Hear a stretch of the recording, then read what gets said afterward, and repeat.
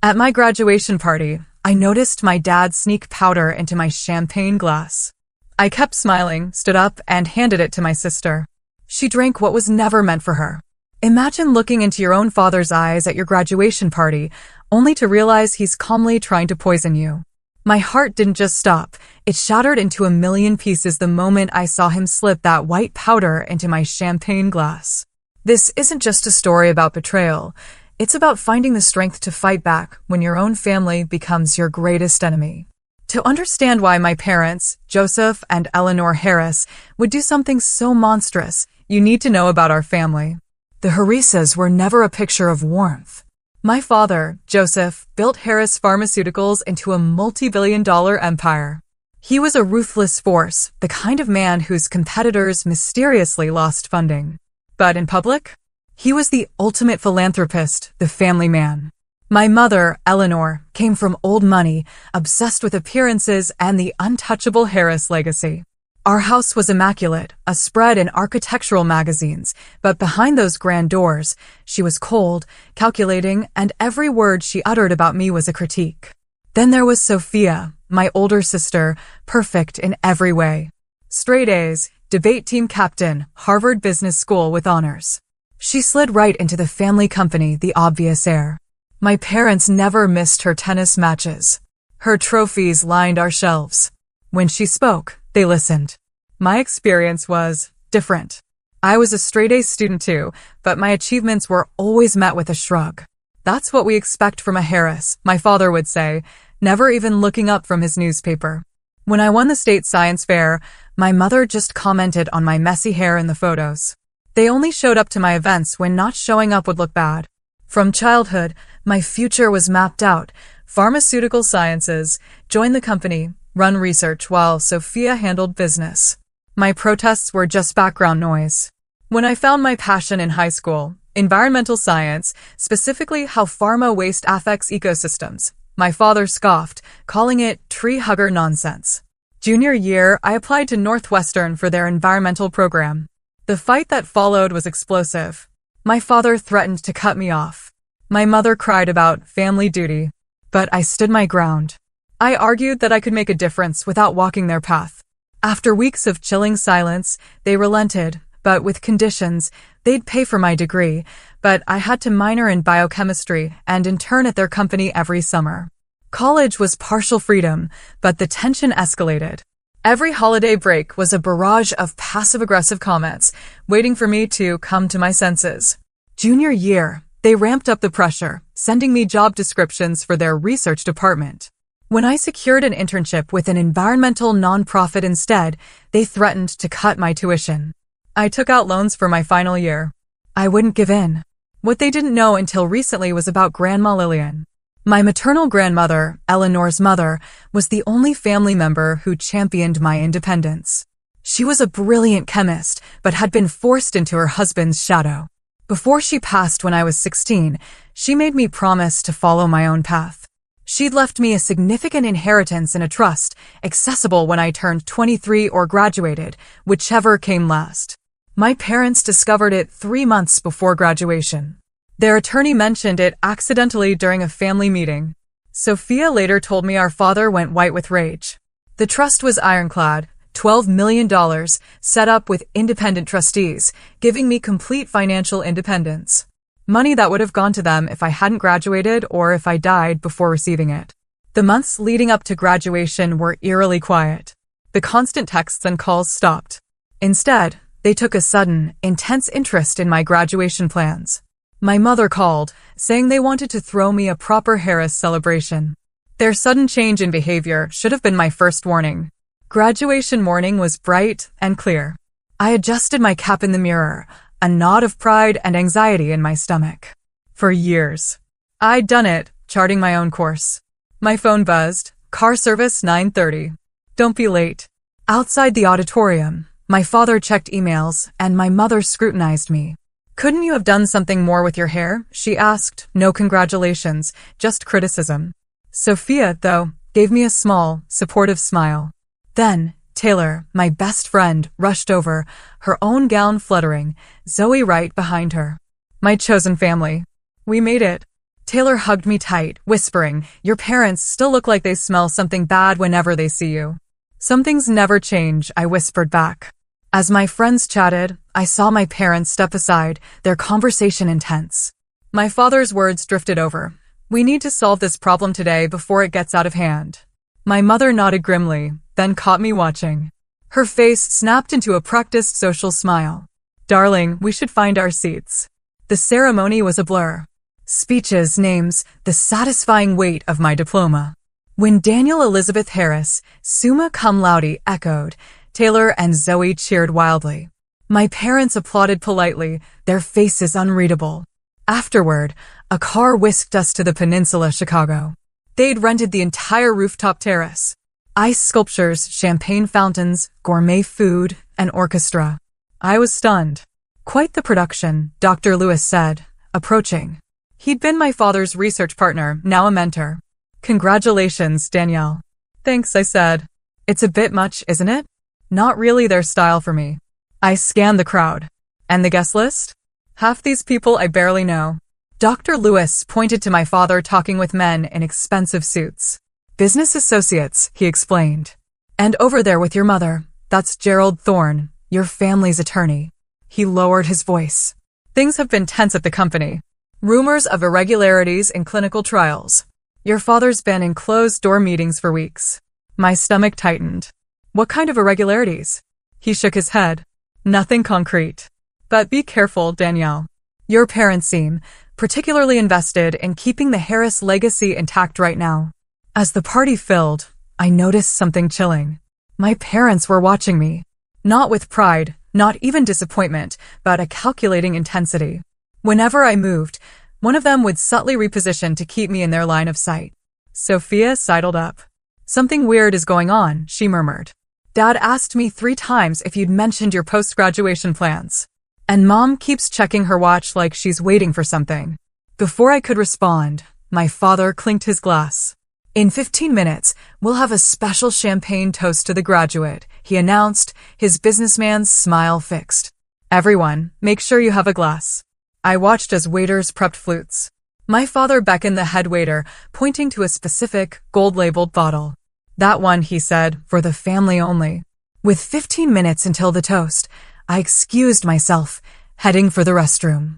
The main one had a line, so I slipped down a service corridor to an employee restroom I'd noticed. As I got closer, angry whispers stopped me dead. "Are you absolutely certain this is necessary?" My mother's voice, tense, higher than normal. "Do you want to lose everything we've built?" My father hissed back. "The FDA investigation is gaining momentum. If they find those test results, we're finished. The trust gives her enough money to be completely independent. What if she decides to play environmental crusader and exposes the river contamination from the West facility? She's always been self-righteous enough to do it. But drugging her at her own graduation party, Joseph. We could just talk to her again." "Talk? Like that's ever worked?" "She's stubborn and naive. It's just enough to make her sick, not to kill her. She'll be hospitalized for a few days with what looks like food poisoning. That gives us time to handle paperwork, move assets, before the trust disbursement. The lawyers confirmed if she dies before the official transfer next week, it reverts to us as her next of kin." "Keep your voice down," my mother whispered harshly. Someone could hear us. My blood turned to ice. They were planning to poison me. My own parents. The realization was so monstrous, my mind initially rejected it. But the biochemist in me processed my father's words clinically, just enough to make her sick, non-lethal dose, present as food poisoning. Serious enough for hospitalization. I slipped back down the corridor, my hands shaking so badly I could barely check my makeup in the main bathroom. I needed to appear normal, to think clearly. Years of navigating their manipulation had taught me to compartmentalize, but this was beyond anything I could have imagined.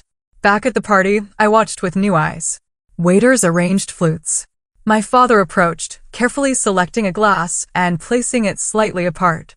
The gold-labeled bottle was opened. The bartender began filling glasses. My father hovered, ensuring he knew exactly which was which. I made my way to Taylor and Zoe, my voice steady through sheer will. "I need you to do something for me." No questions asked. Taylor, always loyal, nodded instantly. "Record the toast on your phone." Get my father in the frame as much as possible, especially when he hands out the champagne. Is everything okay? Zoe asked, concerned. Just a precaution, I forced a smile. Family drama as usual. The minutes crawled by. My biochemistry training kicked in. What would he use? Something hard to detect, something that mimicked food poisoning, perhaps from their own research facilities, not on standard toxicology screens.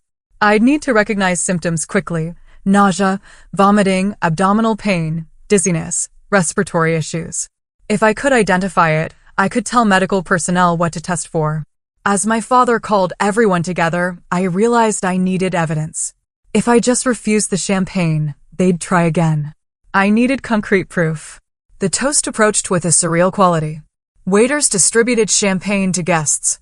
My father personally handled the glasses from this special bottle. The family should have the finest champagne for this special occasion, he announced jovially. He handed glasses to my mother, then Sophia. Then he extended one specifically to me, his eyes meeting mine with a smile that never reached them. I watched in slow motion as he presented the glass. I saw it. A slightly cloudy quality at the bottom, a powder not fully dissolved. His large signet ring glinted as he held the stem, practically forcing the glass into my hand. To Danielle, he said loudly, raising his own glass. May your future be everything you deserve. The double meaning hit me hard. I accepted the poisoned champagne, careful not to let it touch my lips. Before we drank, my mother interjected, Joseph, why don't you say a few words about our daughter? My father cleared his throat, slipping into his public persona. Danielle has always been determined, he began, words carefully chosen to sound complimentary, but laced with years of disapproval. While she has chosen an unconventional path, today we celebrate her academic achievement. As he continued his passive-aggressive speech, my mind raced. Taylor was recording, phone discreetly raised. I had to act. The champagne in my hand might as well have been a live grenade.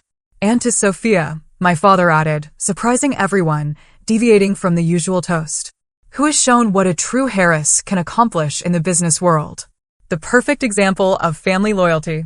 Sophia smiled uncomfortably, clearly caught off guard. And in that instant, I made my decision. Speaking of my amazing sister, I said, stepping forward with a bright smile. I wouldn't be here without her support. She deserves a proper toast, too. I held out my flute to her. This special reserve champagne father selected is too good not to share. Take mine, sis, I insist. Before anyone could react, I'd pressed my untouched glass into Sophia's hand and smoothly taken her already partially drunk glass. My father's face froze in a mask of horror he couldn't publicly display. My mother's knuckles went white around her own glass. To family, I declared, raising Sophia's safe champagne, looking directly into my father's eyes. Confusion flickered across Sophia's face, but her social training kicked in. She smiled, raised my champagne glass. To family, she echoed, and drank deeply from the poisoned glass. I sipped from her original glass, never breaking eye contact with my father. His face went ashen, a thin sheen of sweat on his forehead as he realized. My mother glanced rapidly between Sophia and him, her practiced smile brittle. The moment passed. Guests applauded. Conversations resumed. The orchestra played on. I circulated, making small talk, keeping Sophia in my peripheral vision. Guilt and fear raged inside me. I hadn't had time for another solution. I'd just allowed my sister to drink poison meant for me. It was supposed to be non-lethal, according to what I'd overheard. But what if he'd lied to my mother? What if Sophia reacted badly? 34 minutes after the toast, it happened. I was speaking with a professor when I heard a gasp. Sophia, talking to a junior associate, suddenly pressed her hand to her forehead, swaying. I feel strange, I heard her slur. Really dizzy suddenly. I pushed through the crowd just as her knees buckled. The associate caught her awkwardly. Help! Something is wrong. My parents rushed over, genuine panic in their eyes. Their golden child. My father reached her first, cradling her head as she began to mumble incoherently. Her skin had a grayish tinge, sweat beaded on her forehead. Call an ambulance, my mother shrieked, all composure gone. Dr. Lewis appeared, checking Sophia's pulse. Her heart rate is elevated and irregular, he reported, loosening her collar. What was she doing before this? She just had champagne at the toast, the associate answered. She seemed fine. My father's eyes snapped to mine. Realization, fury, and fear mixed. I stared back, unflinching. Ambulance is on its way, someone announced. 5 minutes out. I knelt beside Sophia, taking her hand. Stay with her, I told my parents firmly. I'll go downstairs to direct the paramedics. They nodded distractedly, all attention on Sophia, who had begun to tremble. In the elevator, I pulled out my phone. Taylor, I instructed. Meet me in the lobby right now. Bring your phone with the recording. It's an emergency. Taylor and Zoe were waiting when the doors opened. Sophia collapsed, I explained rapidly, walking toward the entrance. I need you to give a copy of that toast recording to the paramedics and tell them I suspect poisoning. Then send me a backup. Poisoning? Zoe repeated, horrified. What the hell is going on, Danielle? I'll explain everything later. Please, just trust me. The sirens were growing closer. When the paramedics arrived, I approached the first one. My sister has collapsed upstairs. Symptoms include dizziness, disorientation, irregular heartbeat, and tremors. I have reason to believe she ingested a toxic substance in her champagne. The paramedic looked at me sharply. You suspect poisoning based on what? I'm a biochemistry graduate. The symptoms presented suddenly, about 30 minutes after consumption. Before I could finish, my parents burst from the elevator with Dr. Lewis, supporting a semi-conscious Sophia. The paramedics rushed forward, their training taking over. Please help her, my mother sobbed, mascara running. She just collapsed. BP 90/60 and dropping, one paramedic reported. Pulse 120 and irregular. As they loaded her into the ambulance, my father turned to me, his voice low and dangerous. What did you do? Nothing, I replied calmly. She drank from my glass. Remember the special champagne you selected just for me? His face contorted with rage and fear. You switched the glasses deliberately. You knew. Knew what, father? That you put something in my drink? Why would I think that? I held his gaze steadily. Unless you did. She needs family with her, a paramedic interrupted. One person can ride along. I'll go, my mother insisted, climbing in. We'll follow in the car, my father said, grabbing my arm painfully. All of us. The ride to Northwestern Memorial Hospital was a tense silence. My father drove. I sat in the back seat, Taylor and Zoe promising to meet me there. My phone buzzed. A text from Taylor, video sent to your email showing you clearly switching glasses after your father handed you one. What do I tell the police when they arrive? Police. Of course there would be police.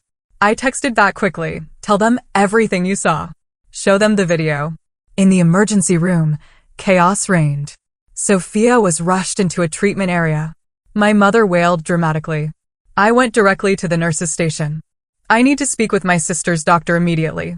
I have reason to believe she ingested a toxin, and I may know what it is.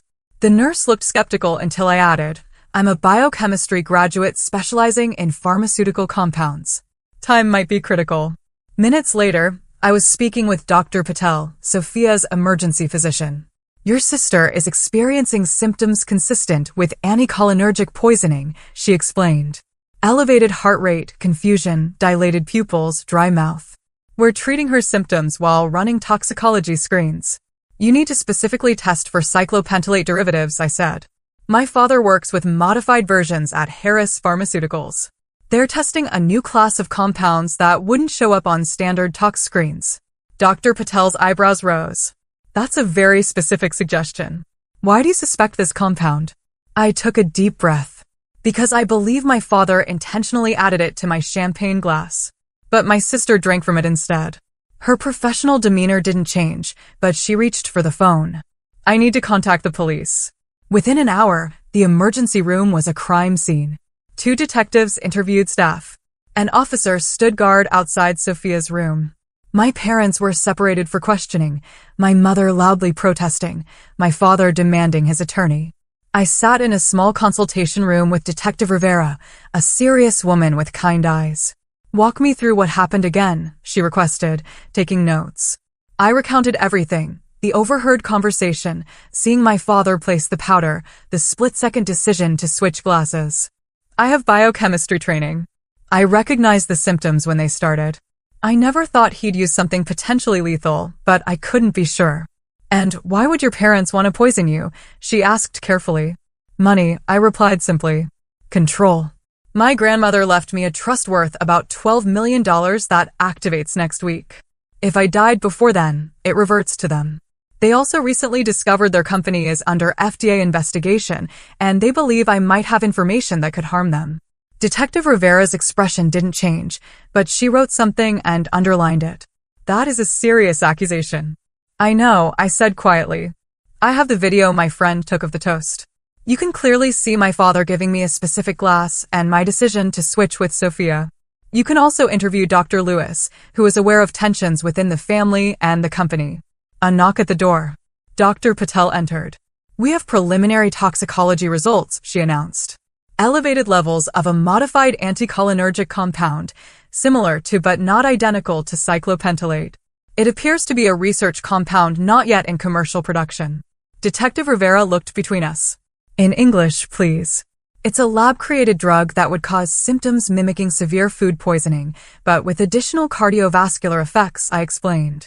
Exactly the kind of compound Harris Pharmaceuticals has been developing.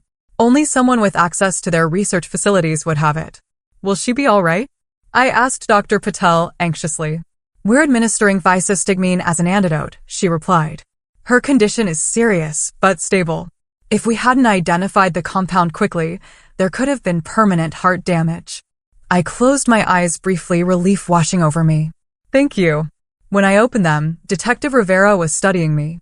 You realize that by your own admission, you knowingly allowed your sister to drink what you suspected was poisoned champagne. My stomach dropped. I didn't know what else to do in that moment.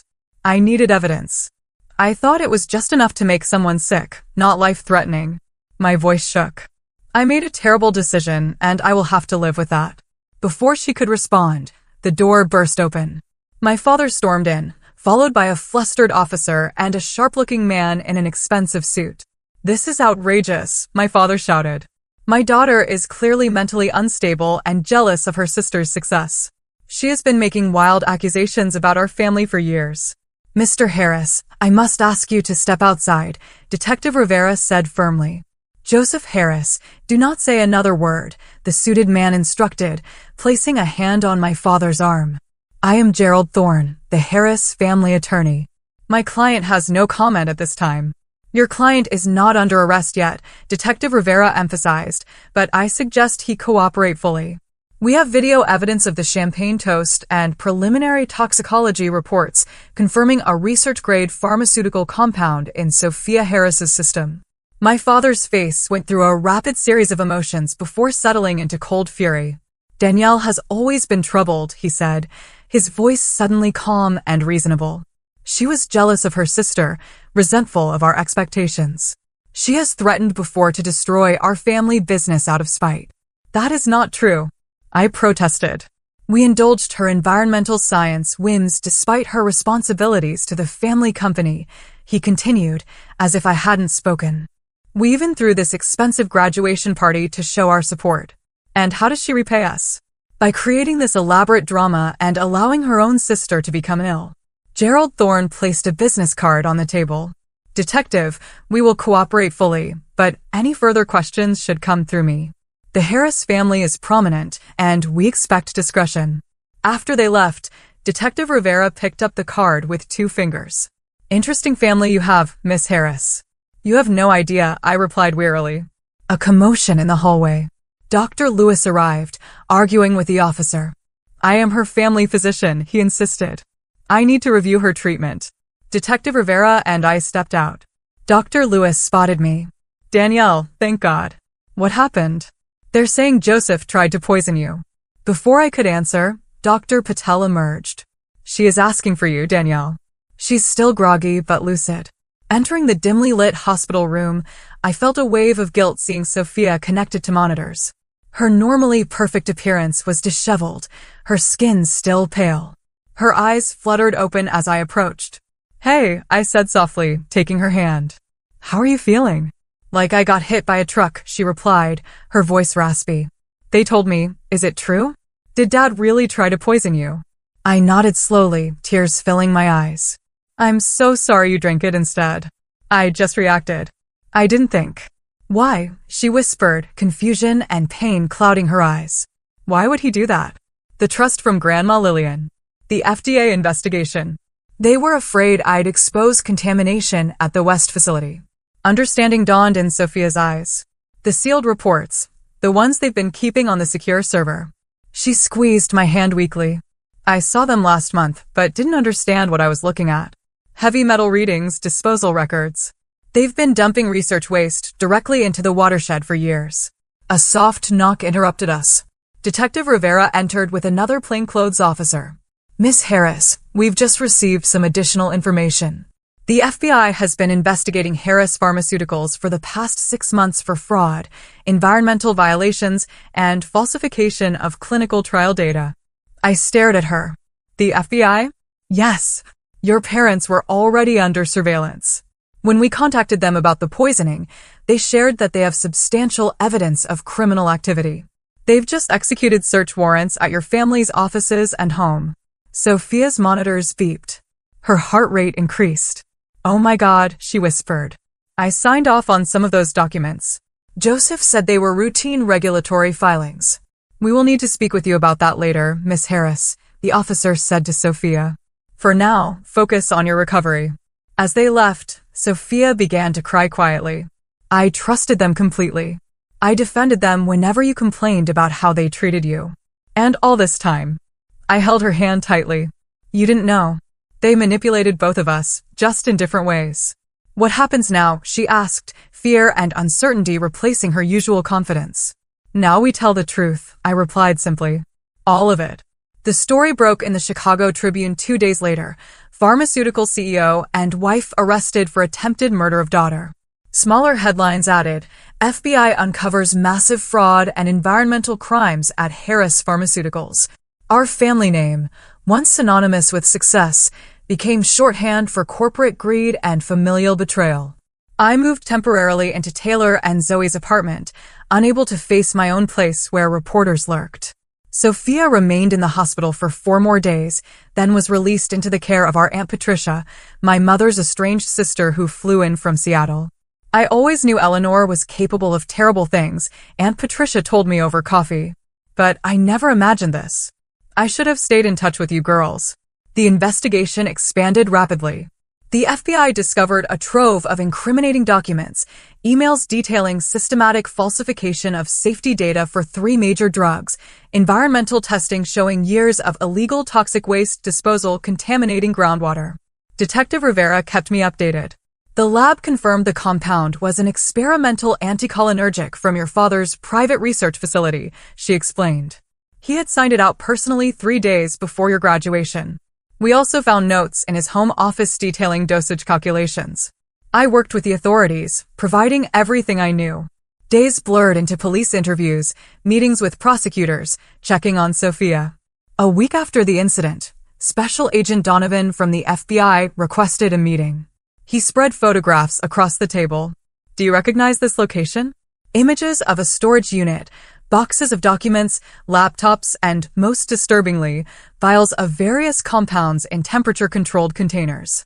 No, I replied. I've never seen this place.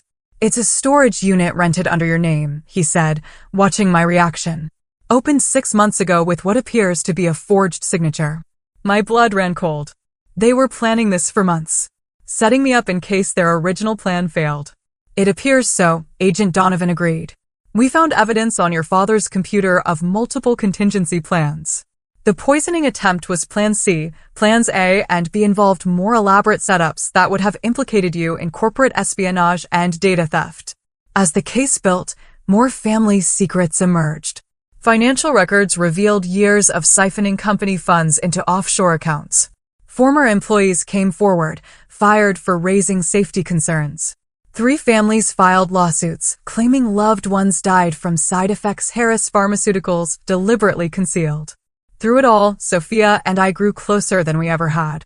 The golden child facade crumbled as she processed her own sense of betrayal.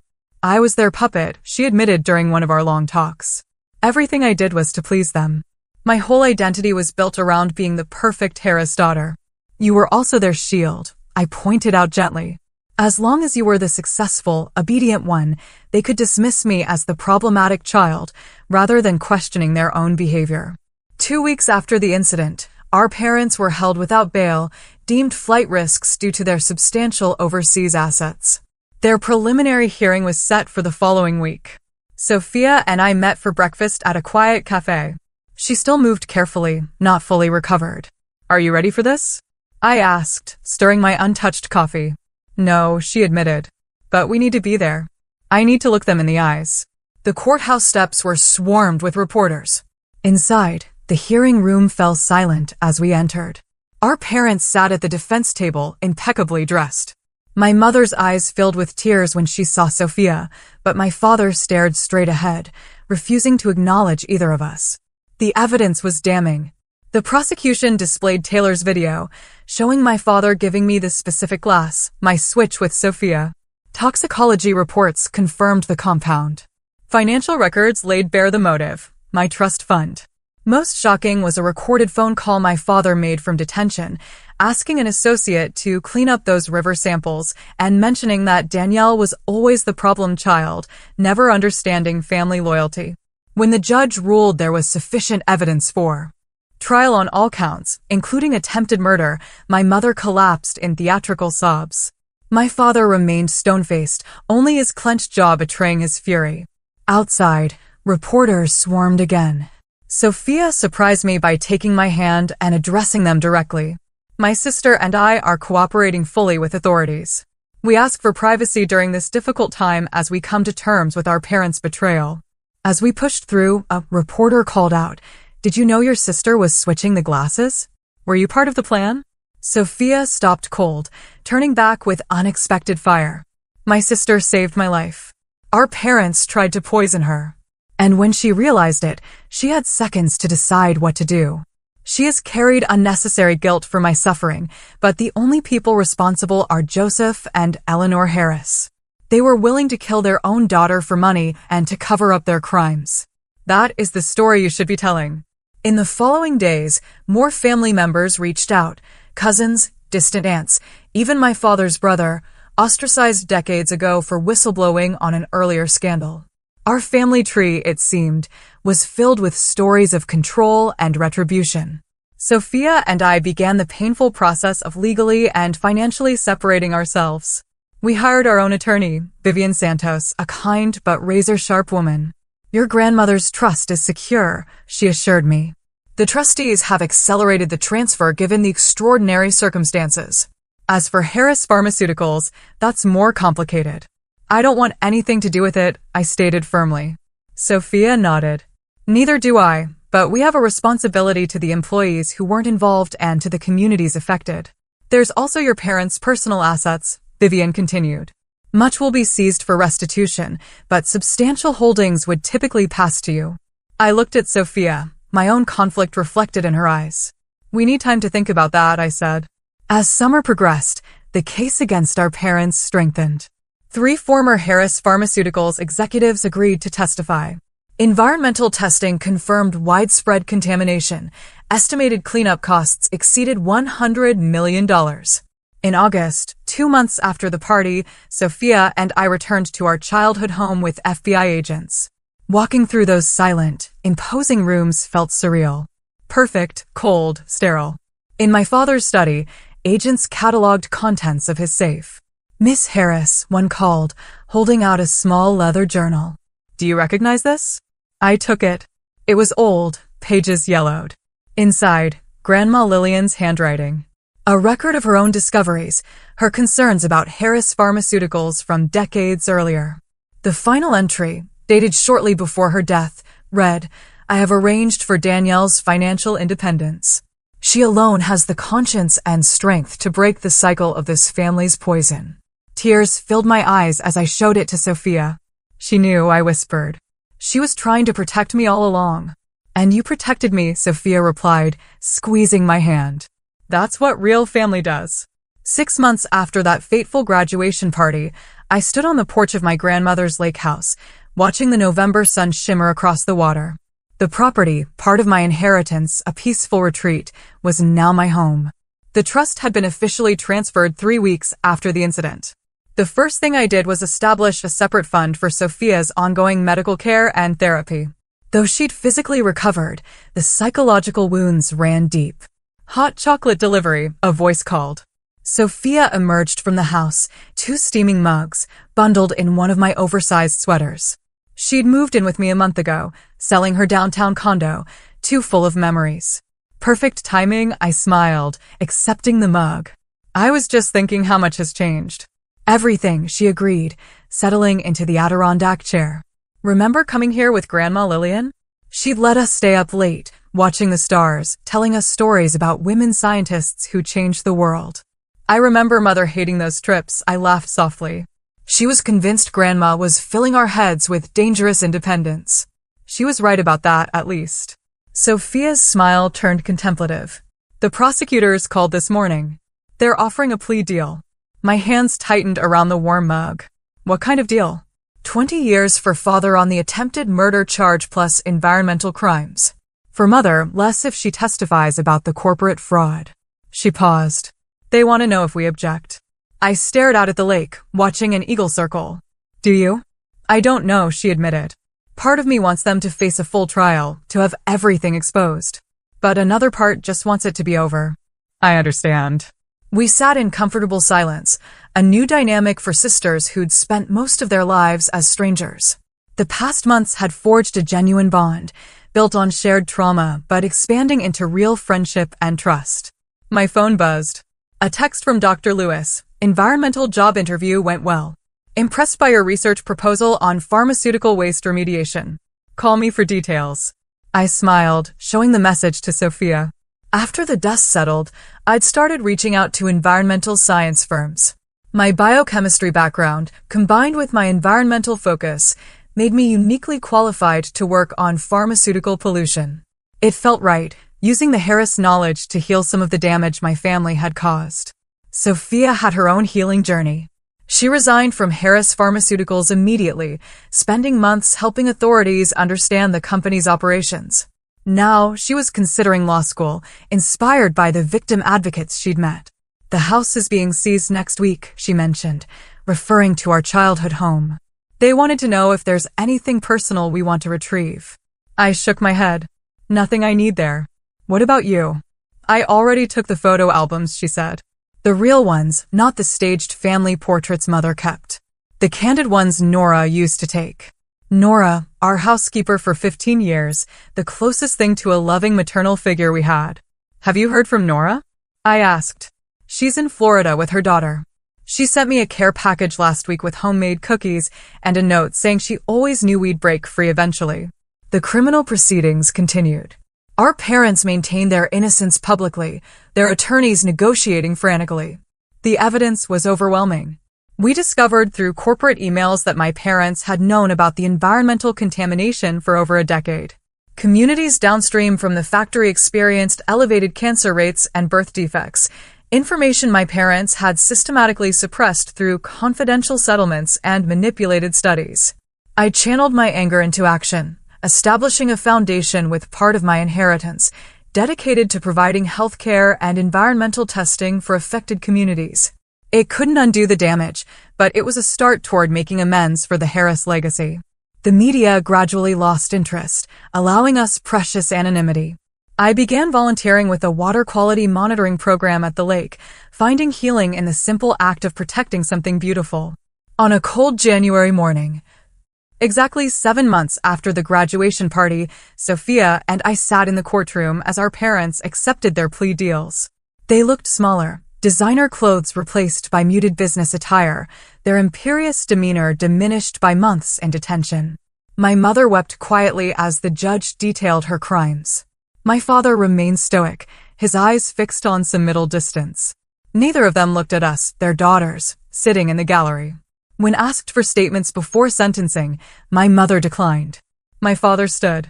For a brief moment, I thought he might express remorse. Instead, he spoke about his lifetime of contributions to medical science, how he'd always done what was necessary to protect the family business. He described himself as a victim of changing regulatory standards and expressed hope that history would judge him more fairly. Not once did he acknowledge the communities his company had poisoned, the patients harmed by falsified drug safety data, or his attempt to murder his own daughter.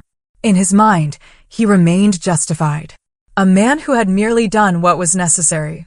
As the bailiff led them away to begin their sentences, I felt a complex wave of emotions, sadness for what our family could have been, anger at their continued refusal to take responsibility, but predominantly, an overwhelming sense of relief. It was finally over. Outside, Dr. Lewis waited with Taylor and Zoe, my chosen family, who had supported me unfailingly. "How are you feeling?" Taylor asked, hugging me tight. "Free," I replied simply. "Like I can finally breathe." In the months that followed, Sophia and I continued our separate but intertwined healing journeys. We sold most of our parents' personal assets, directing proceeds toward a victim compensation fund. I accepted the position with the environmental remediation firm, focusing specifically on the cleanup of the Harris West facility. Sophia began her first semester of law school, determined to specialize in environmental law and corporate accountability. We kept the lake house as our shared refuge, a place that held happy memories untainted by our parents' influence. Sometimes we'd sit on the dock, talking late into the night, processing our complicated grief for the family we had lost and the one we had never really had. "Do you think you'll ever forgive them?" Sophia asked me one evening as we watched the sunset paint the water in shades of gold and crimson. I considered the question carefully. I don't know if forgiveness is the right word. I've accepted what happened and who they are. I've released the anger because carrying it was only hurting me. But forgiveness feels like it requires repentance from them, and I don't think they're capable of that. She nodded thoughtfully. I keep thinking about nature versus nurture. Were they born this way, or did something make them like this? And either way, what does that mean for us? It means we have choices, I said firmly. Their blood runs in our veins, but their values don't have to run in our hearts. We get to decide what kind of people we become. A year after the graduation party, I stood at a podium, addressing a conference on pharmaceutical environmental impact. As I discussed innovative approaches to remediation, I caught sight of Sophia in the audience, proudly recording my speech on her phone. Beside her sat Dr. Lewis, Taylor, Zoe, and a growing circle of friends and colleagues who had become our support system. The journey had been painful beyond imagination. But standing there, I realized I had found something I had never experienced in the Harris household: genuine belonging. Not based on compliance or achievement or genetic connection, but on mutual respect, shared values, and authentic care. My parents had seen me as a problem to solve, a threat to eliminate. They had tried to poison not just my body, but my spirit, my independence, my very sense of self. In choosing to fight back and refusing to become either victim or villain in their narrative, I had discovered my own strength and purpose. The inheritance my grandmother left me was valuable, but her true gift had been believing in my capacity to break the toxic cycle. That faith had saved my life, and now it was shaping my future. Have you ever had to make a difficult choice to protect yourself from toxic family relationships? What helped you find the strength to move forward? I hope my story reminds you that blood relation does not entitle anyone to harm you, and that sometimes the most loving families are the ones we create for ourselves. If this resonated with you, please like and subscribe to hear more stories of survival and renewal. And remember, the most powerful antidote to poison is truth. Thank you for listening to my journey.